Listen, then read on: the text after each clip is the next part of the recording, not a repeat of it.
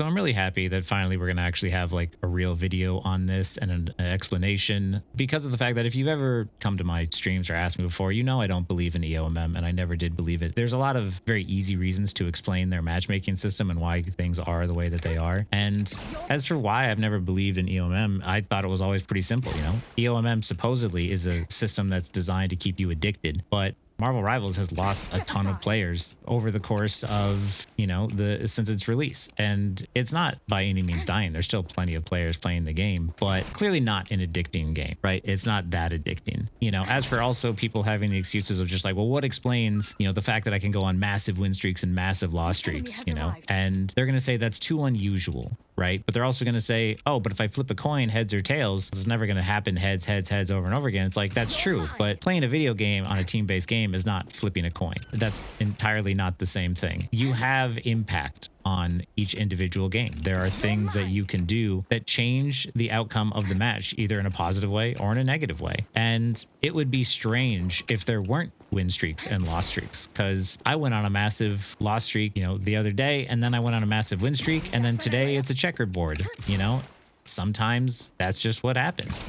And trying to sit there and, you know, game the system by, you know, thinking that like, oh, if I lose bot matches or something, then I'll end up like winning games later or whatnot. Like that to me is just kind of crazy, when there's so many easy explanations in the game that could explain why you didn't win. Perhaps you didn't ult at the right time. Perhaps you died first too many times in too many matches. And there's a lot of those easy explanations that are there, but you know, people just don't understand how they lost. And I think that's part of the problem. I think that's also part of the problem in Rivals design, but it's also the reason why so many people have found my YouTube channel, because I explain things in a way to help you understand what you can do better and how you can play the game more optimally, so that way you can win your games. I know another argument I've heard from people is they say like, why would they file a patent on EOMM if they weren't going to use it? And so the truth is, patents get filed all the time. It's not really like a, oh, we're going to use this. It's a, just in case this makes money, we want to make sure we have a patent. You know, patents go unused all the time. So that's not really a good argument either. And the other one is like, why would a game publisher, game studio waste millions of dollars developing something that they're never going to use? And I'm here to tell you that game companies waste millions of dollars on stuff they're never going to use all the time. It is a normal thing to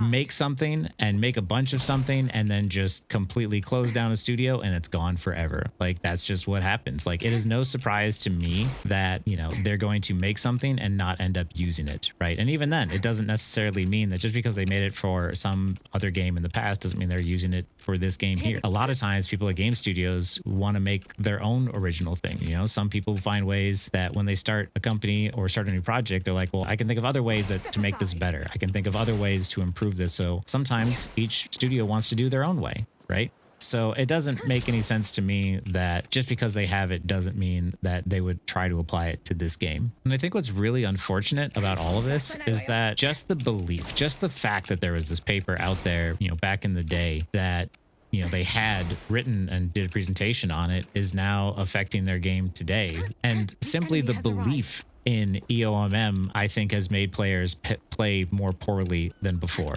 I think that getting that in your head, you know, makes it so players give up too frequently in a game that is all about creating a snowball momentum. Because if you haven't figured it out yet, the way that the game works is that you're building your ultimates. Everyone knows that. But the thing is that the team that wins the first fight generally has ult advantage for the second fight. So then if you aren't utilizing your ultimates in space properly or building ults and respecting that, then it's going to feel very much like either stomp or be stomp. And that explains why games can feel this way, because of the fact that there's nowhere to teach you or tell you that, hey, you need to be careful because of the fact that you guys lost the first fight because you got picked early and then you crumbled and staggered after that.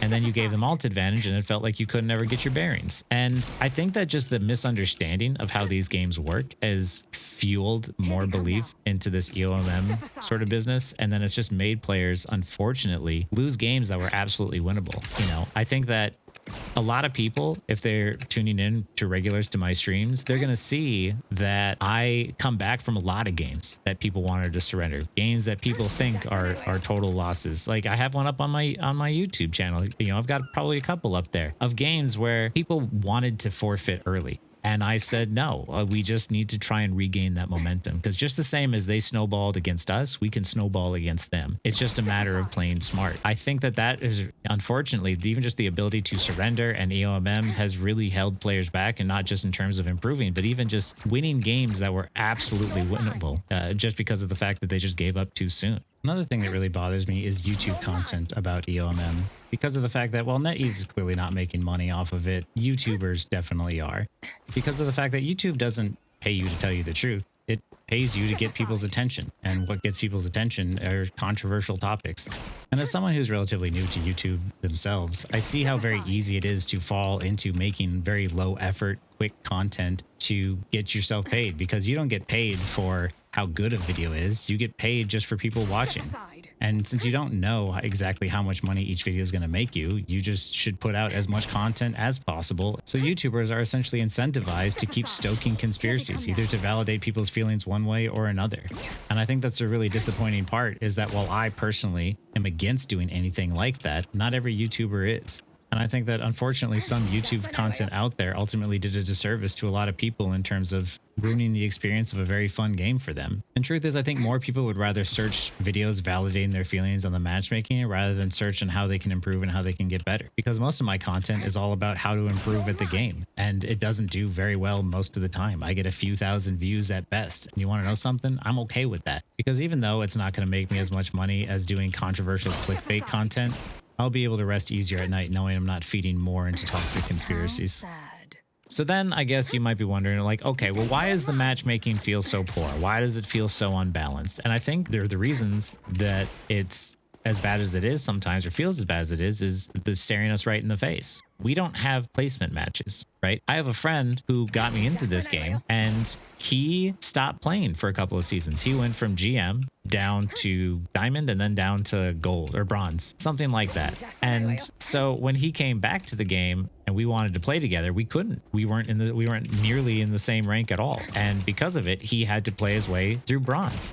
Now, does he belong in bronze? No, he soared through bronze, through gold with ease, even playing heroes he doesn't normally play. And it sucks because of the fact that I don't want him to play in bronze, but all the people who played those games, you know, who actually are in bronze and silver and they're learning at their own pace, unfortunately had to have him in their games because there's no placements, right? And that tiny effect there of someone, you know, being from bronze who's supposed to be in GM or at least diamond, that's a small example. But then you stretch it across all of the ranks and how it's constantly that way, and how the upper ranks fill up so much slower that it takes forever before things start to settle down and people start to actually be at the ranks they're supposed to be at. But then as soon as that starts to happen, players get upset and they claim that the game is inflated and that, you know, the ranks are meaningless now, when in all actuality, the games are more fair and more evenly balanced the more players play and they spread themselves out across all the different ranks. And it's really unfortunate because then we have so many rank resets that as soon as we start to get some sort of like settling of the ranks and you start to gradually see a climb in skill between all the players, then the ranks just reset again and we start back over from the beginning. And I think that they're doing this because of the fact that they want to give you a reason to climb. They want to give you a reason to play the game. And I disagree with that, but also at the same time, you know, do I wish they have had placements? Yeah. Do I wish that I didn't have to keep resetting every 2 months, 2 or 3 months? Yeah, but that's not an option for me. I don't like it. I can ask that they change it, but unfortunately, instead of having a conversation focused around us asking for placements for the last 6 months, we've had a conversation around people asking to not have it be an EOMM. And it really sucks because now they're addressing the EOMM rather than addressing placements. And I can't help but feel that if we were asking for placement matches for the last 6 months, that they would have said, you know what, everybody's asking for it, so they're right. But instead, we have to have this like pointless argument of them saying, we're not using this thing that you think that we're using, that we said that we've not been using. And that to me is the real disappointing part, because I do think Marvel Rivals is a fun game. I do think it's a good game. I think that there are game design issues I take with it at times, but at the same time, I have a lot of fun playing this game still. I have a lot of fun playing with friends. I've made some new friends playing this game, and there's still a lot of skill base in it. And sure, the community can be toxic sometimes, but overall, it's a pretty fun experience still. And I hope to see more changes in Rivals, more positive changes, more improvements, more characters, features, more maps, more hero reworks on some of the stuff that's more problematic, or more ability reworks on certain parts of the game. But overall, I think it's a very fun game. And I think that the more you focus on all of the negatives rather than just trying to focus on the game itself and how fun it is to play these certain heroes and how to get better at them, you lose sight of the fun that you're supposed to be having. I think people get so obsessed over winning all of their games that they forget that the act of playing the game should be fun. And that's something that I've always tried to tell people, because, like, you know, it's not to say that I never get tilted or there aren't games that affect me, but it's usually not me losing games that affects me. What sucks is when I'm playing games and people are awful, right? Because realistically, that's the part that really kind of gets to me. It's not me losing games. I think losing games should still be fun. And to be honest, there are games that I've had where I've lost and it was such a close match that it was just a good game. Like, I'm not mad that I lost a close game like that. I think those are the types of things you want to shoot for. And I think that more players should sort of, you know, realize and adopt that mentality of just, at the end of the day, you're supposed to be playing the game for fun. And if you're playing solely to win, you're going to be really disappointed a lot of the time, because nobody can win all the time. That's just impossible. You know, even the best players have to lose some games in order to get to the top. That's just how it's going to be. You're going to have some games that you carry super hard and you make very few to no mistakes, and you're going to lose them. And then you're going to have other games where you do next to nothing and you still manage to get a win. And that's just kind of how the game is and how life is sometimes. And that's okay, because, you know, at the end of the day, for me, I really enjoy playing Psylocke. I really enjoy playing Captain America. I really enjoy playing Magic, you know, and there's a lot of other heroes that I'm discovering that I'm enjoying now too. I hope that now that we're getting over this EOMM discussion business, I hope people take it for, you know, believe the developers, so we can get back to focusing on the things that really matter, like asking for placements and asking for certain ability reworks that we might like, you know, stuff like that.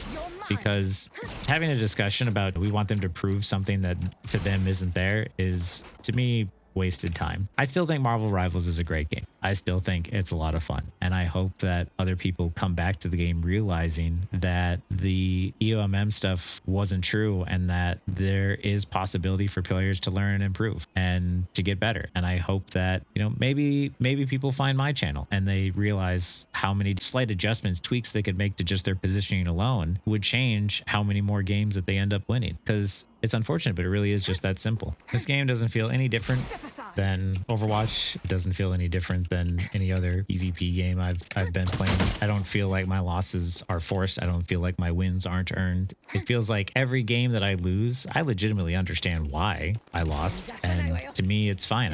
I'm hoping that now that people realize that the game is skill-based matchmaking, that they can do things like find my channel or other educational channels like me or Coach Mills, you know, to see how they can win games, what they can do to increase their chances of winning more games, because you do have impact in the game. You do have control over your outcomes, but also at the same time, you got to remember, you might play perfectly sometimes and lose, but if you play perfectly, then be proud of that and just go next. Get up the next game. Anyway, that's all I got for this. Let me know what you think in the comments below.